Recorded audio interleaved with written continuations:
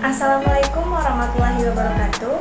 Perkenalkan, nama saya Rizka Lita dengan NIM 20026092, Program Studi Informasi Perpustakaan dan Kearsipan, Fakultas Bahasa dan Seni Universitas Negeri Padang.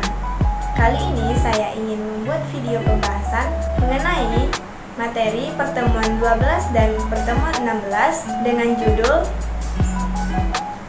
Sistem Penjilitan dan Penyiangan Bahan Pustaka, yang mana ini merupakan tugas ujian akhir semester saya oleh dosen pengampu saya, yaitu Ibu Desrieni SOSMIKOM. Nah, baiklah, materi yang pertama yang akan saya bahas yaitu materi pada pertemuan 12 dengan judul Sistem Penjilitan. Nah, sebelum itu kita harus mengetahui terlebih dahulu apa sih itu penjilitan. Penjilitan merupakan proses serta cara menjilid bahan perpustakaan dengan tujuan melindungi koleksi dari kerusakan.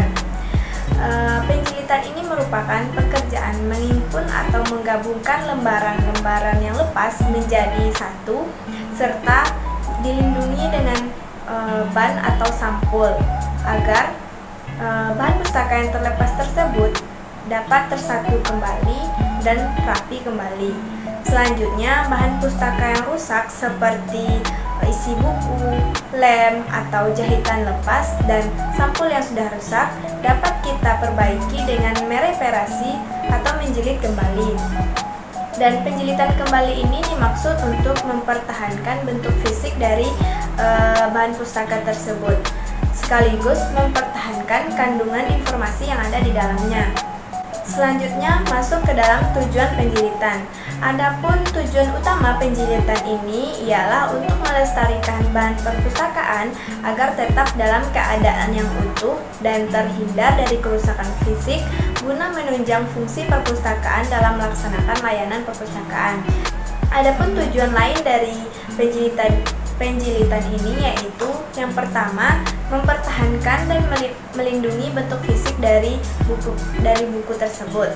Yang kedua, mempertahankan dan melindungi kandungan informasi yang ada di dalamnya. Yang ketiga, memudahkan pengguna bahan pustaka agar dapat memudahkan membolak-balikkan bahan pustaka dengan tidak ragu-ragu. Selanjutnya masuk dalam proses menyiapkan penjilitan.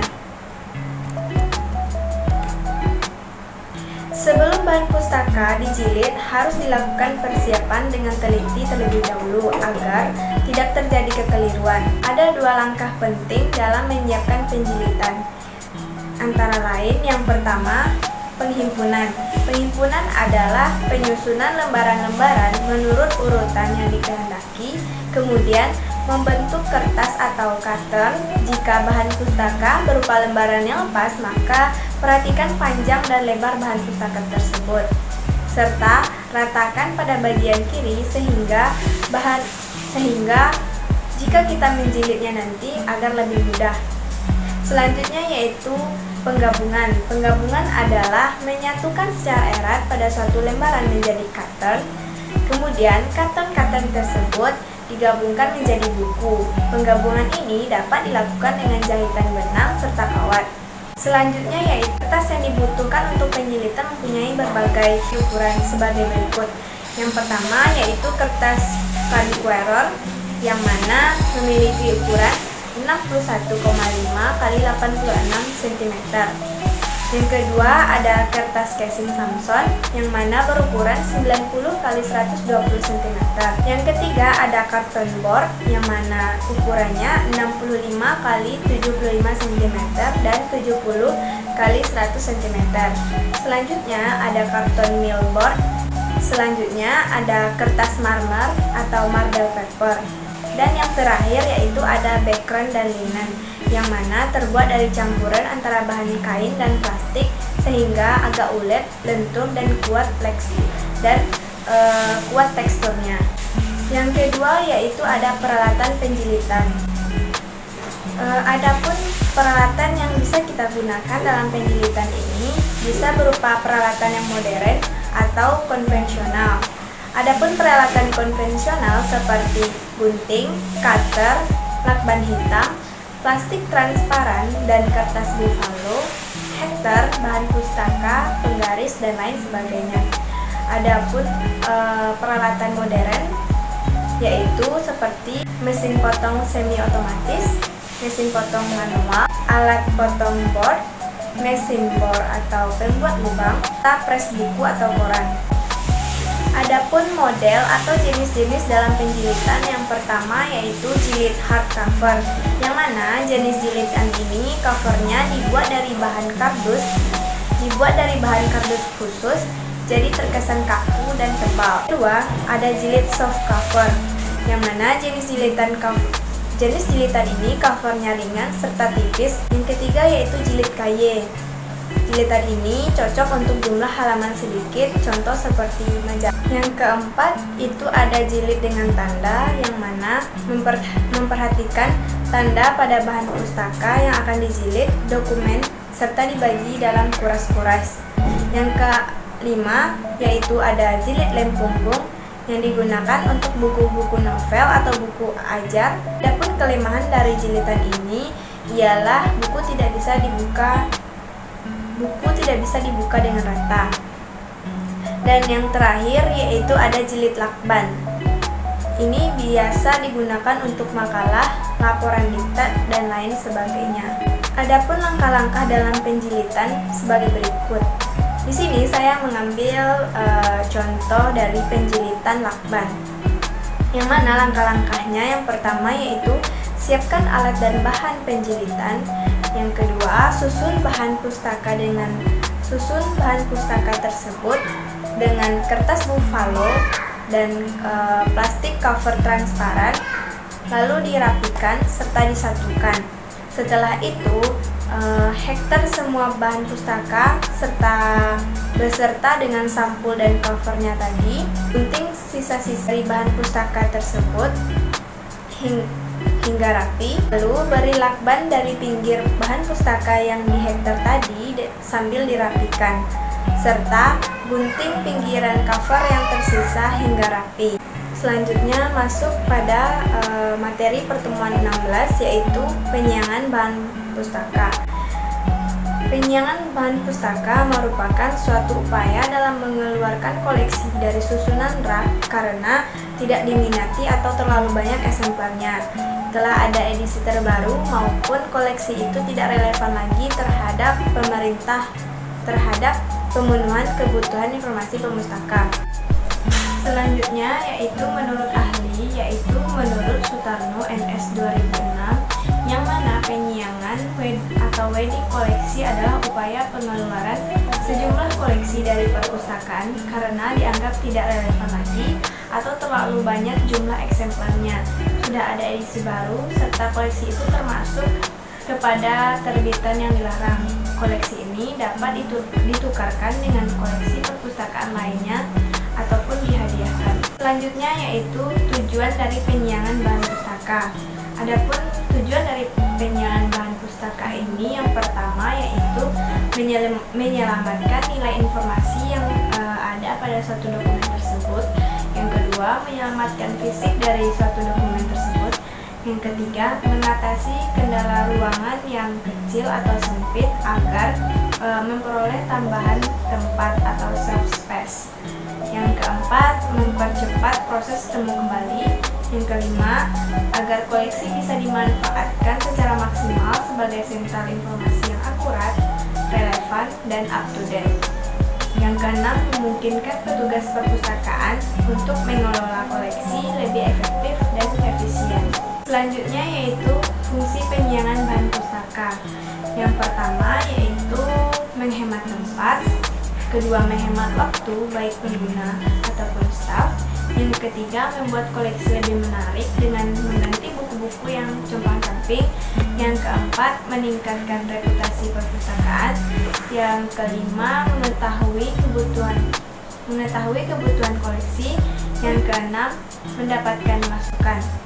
Adapun fungsi lain dari penyiangan bahan pustaka ini ialah agar bahan pustaka yang tersaji dapat menambah minat para pemustaka untuk lebih sering berkunjung dan meminati perpustakaan. Selanjutnya, prosedur penyiangan. Adapun prosedur penyiangan menurut Yulia Yuliu dan Janti Kristina Wati Sujana dalam Robinson 2020. Prosedur penyiangan bahan pustaka ada sebagai berikut. Yang pertama yaitu pemilihan bahan pustaka yang akan disiangi. Yang kedua, pencabutan kartu katalog buku. Yang ketiga, pengecapan. Yang keempat, penyusunan buku di gudang. Serta yang kelima yaitu membuat berita acara. Selanjutnya, kendala dalam penyiangan bahan pustaka. Adapun kendala dalam penyiangan bahan pustaka ini menurut Winoto dan Suryanti, terdapat beberapa kendala dalam melaksanakan kegiatan ini. Yang pertama yaitu adanya rasa bangga terhadap koleksi yang dimiliki atau hambatan psikolog, seperti adanya perasaan segan atau tidak rela membuang bahan pustaka tersebut. Yang kedua, masih ada prosedur yang rumit, terutama untuk koleksi perpustakaan pemerintah, karena setiap pengeluaran harus melalui prosedur atau tahapan yang dapat memakan waktu lama dan terlihat rumit. Yang ketiga, adanya anggapan bahwa penyiangan bertentangan dengan tujuan dari pengadaan atau konsep pembangunan koleksi. Yang keempat yaitu masih terdapatnya anggapan bahwa kuantitas koleksi menentukan kualitas. Selanjutnya yaitu kriteria dalam penyiangan bahan pustaka. Adapun kriteria dari penyiangan bahan pustaka, yang pertama yaitu penyiangan berdasarkan penampilan atau kondisi.